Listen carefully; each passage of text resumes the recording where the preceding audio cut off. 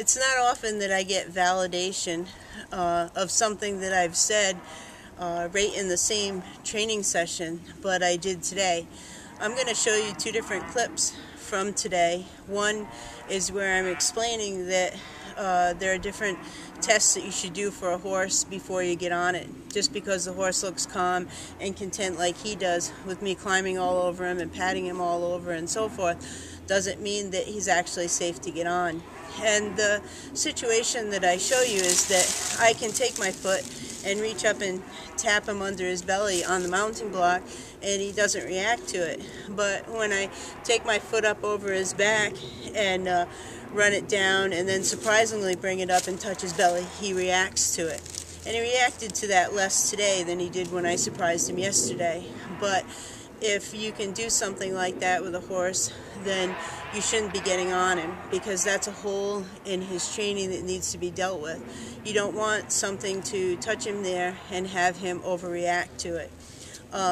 Then later in the session, he walked around and he actually bumped the mounting block, and he reacted to it and turned around and faced me, but then he came back and he lined right back up again. And that's the result of that hole. That little touch of the foot surprisingly up underneath his belly was an indicator that if he did something like that and accidentally bumped something in around that same area, that he would react like he did. So I want to post this here so that you can see this. I'm putting together a video of a lot of different things like that you need to go over with a horse before you actually get on it, so that you're not leaving those holes in the training and then getting on and finding out after you get on that maybe you shouldn't have gotten on. In hindsight, I probably didn't pick the best place for this, right in front of Chap's poop area and the pool I took down, and I apologize for you having to look at that mess. Yes.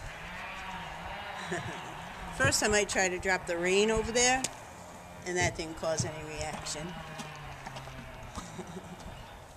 We need to get that rein back over there. We need to get that rein back over there.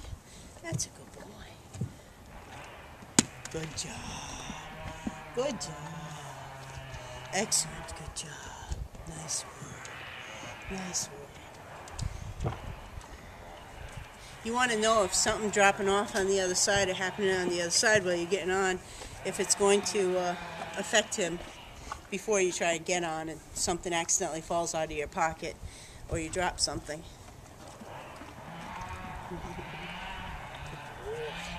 Good boy. You notice in the beginning a lot of treats. Later on we'll lessen them until he's getting none. That's a good boy. Nice job. The eating keeps him very calm, and I'm allowing him to flex his head because it's something that he knows how to do very well. So if he chooses to flex his head, I give him a reward for that right now too, and we'll later get that out of the process too. It's just something he does that he feels very confident about doing. Good boy. If he puts his head down, I stop also, because his putting his head down is something he was taught to do to show that he's overwhelmed or it's a little bit too much for him. So I respect that. And if he does it too much, there's a way to get around that. If you notice he consistently keeps putting his head down, you can hurry up and change to doing something else before he puts his head down, and it'll break that chain of him putting his head down automatically. But he'll stop doing that once he feels comfortable with something. Once he realizes he has the power to say stop, then he'll gradually not do it so much anymore with a certain behavior.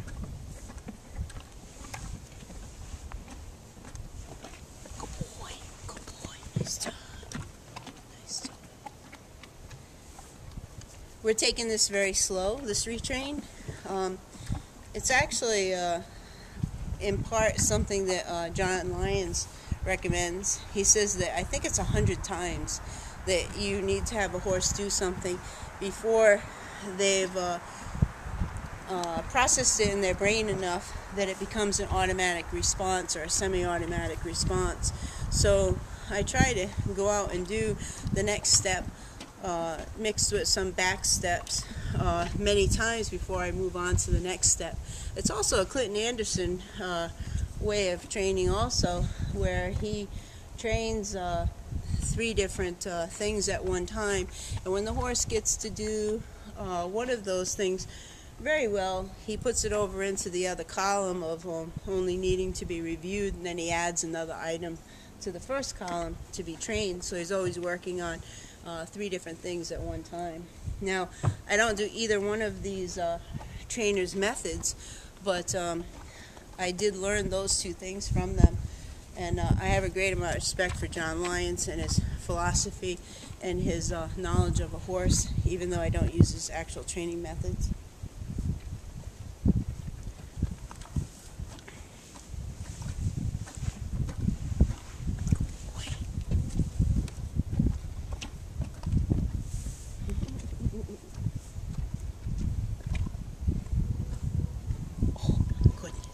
What a good flex of the head.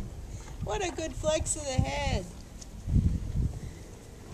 Now, something before you get on you want to know is if the horse is going to react to the reins going up on his neck. You don't want to have him put his head down and accidentally the reins go up there and bam, you're off like a rocket. The other thing you want to do before you get on a horse that is going through a retrain like this horse is, or one that's never had someone get on it, is you want to do something surprising, because you want to know whether the horse is going to be shocked by something out of the ordinary before you get on, not after you get on. And I have a little clip of this horse yesterday reacting to me putting my foot up underneath his belly after I slid it down over his butt, and he took off a little bit and then he stopped because he's been trained to spook in place. So he reacted to it and took a few steps, but then he realized, oh yeah, I'm supposed to stop, and he stopped. And you'll see today that I can do that same thing with my foot, be doing something else and bring my foot down and bring it underneath and touch under his belly, and see he still moves, but he didn't run off. So this is something that this horse needs work with before someone should be getting on this horse. And a lot of times people will look at a horse that's being calm like he is and think, oh, I should just be able to get on him.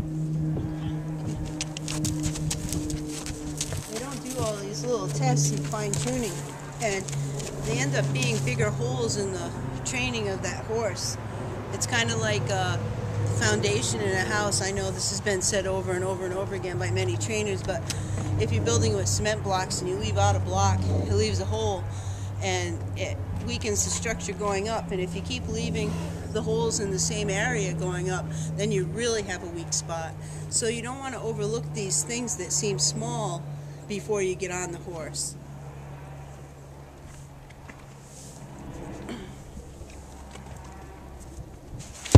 Good boy. Nice job. One step up.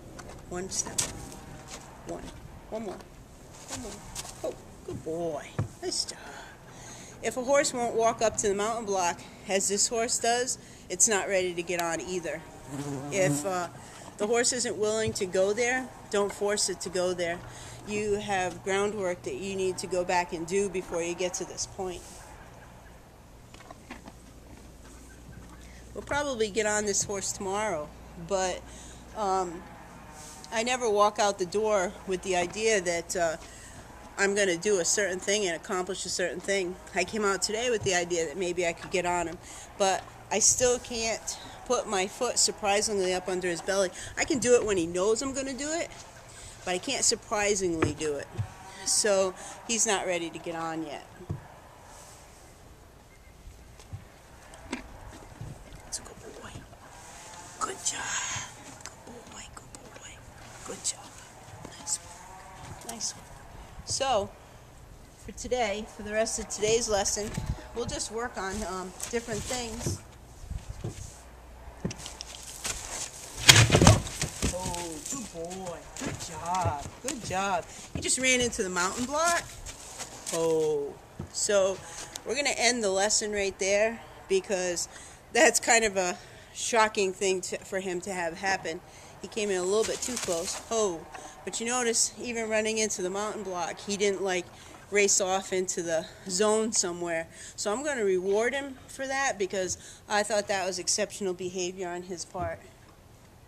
So I'm going to take the grain and a few carrots that I have left in this bag. I'm going to bring it up to his hay bin, and I'm going to give them all to him because that was just an awesome job. He did very, very good. And that comes from Spook and Place training. That was a very good job. Now, I'm sure some will say that, well, my horse wouldn't overreact the way your horse did, and you're saying that your horse did exceptional job turning around like that and facing you and then coming back to the mounting block. You need to understand that this horse started off very overreactive to everything, and it was my fault. I got him when he was 4 months old. He's a PMU foal from Manitoba, Canada. He was taken away from his mother and his herd at 4 months old and transported from Canada down to here. And I fostered his need for me to reassure him of everything and didn't realize that that probably wasn't the best thing to do. And it created a situation in him where he always needed me to tell him something was okay, and he was very over spooky. And he had some onboard work that I had done with him early on, around like between 4 and 5 years old. But then in his 5th to 6th year, he got Lyme disease and founder, and he had downtime after that because he needed time to recover. And then after the recovery, I gave him a year off to just get it all back together, build up his muscles and so forth on his own. So now I'm doing a retrain with him, and part of that retrain has been to build his confidence and get him more reassured in his own opinion of things and his own ability to deal with things without having to look to me to deal with them. So for a horse that was overreactive in the beginning, the reaction that he's showing here is very good. And it wasn't unexpected that he would do that because, as I said in the earlier part of the process, that if you can't surprise him up underneath like that, then you're going to get something like that. The horse may not react to the degree that he did. It all depends on the temperament, the behavior, and the experiences of the horse. But you will get some kind of reaction out of the horse if you can't surprisingly surprise them up underneath or in behind them or wherever.